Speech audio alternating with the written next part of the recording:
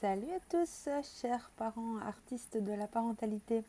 Ici Anne-Marie du blog L'Art de la parentalité, fondatrice du mouvement Les parents inspirants. Je profite de ce premier jour de mes vacances pour vous faire une petite vidéo et aussi pour me lancer un petit défi.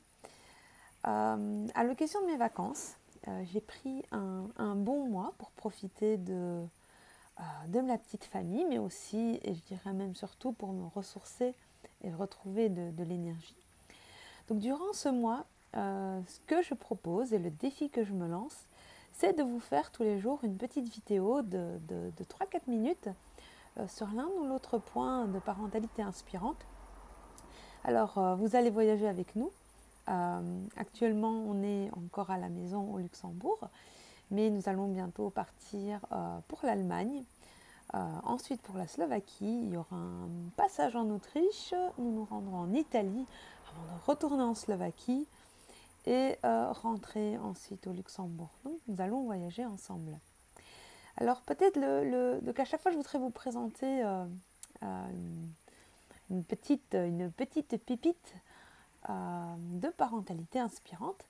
Et celle que je voudrais vous partager aujourd'hui, justement, concerne les voyages. On vient de refaire le point avec mon mari sur notre destination.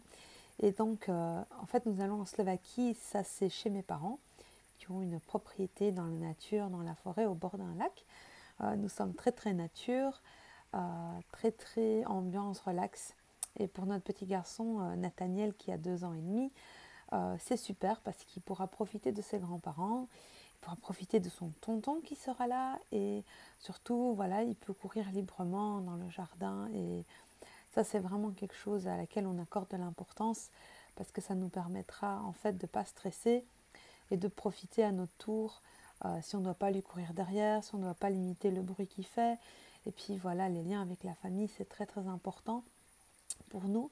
Donc voilà, ça va être la première partie du voyage. Et puis nous aurons une semaine en Italie pour passer un petit peu de temps à la mer.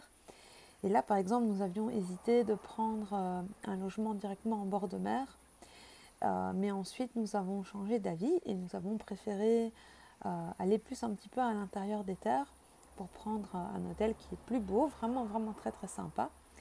Parce que voilà, Nathaniel dort encore pas mal.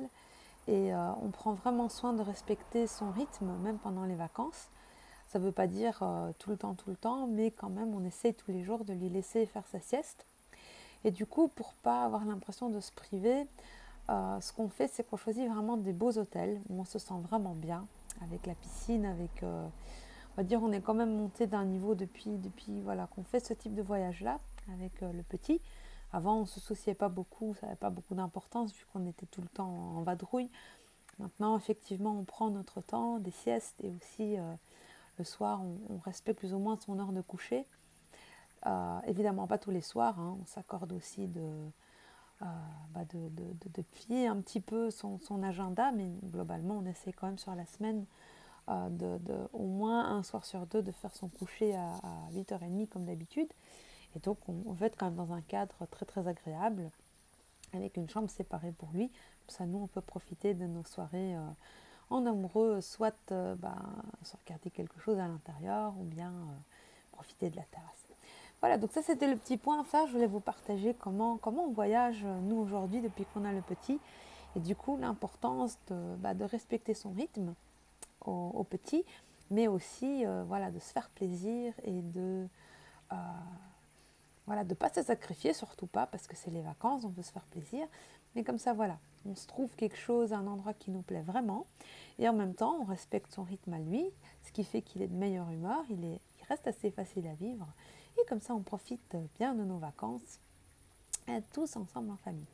Voilà, c'était le premier point de ce défi du mois de vacances. J'espère que je vous ai éclairé peut-être si vous cherchez des idées en tant que parent. Et je vous dis à très bientôt, donc à demain pour un nouveau point. Je vous dis à ciao, prenez bien soin de vous, parents artistes de la parentalité. Ciao, ciao.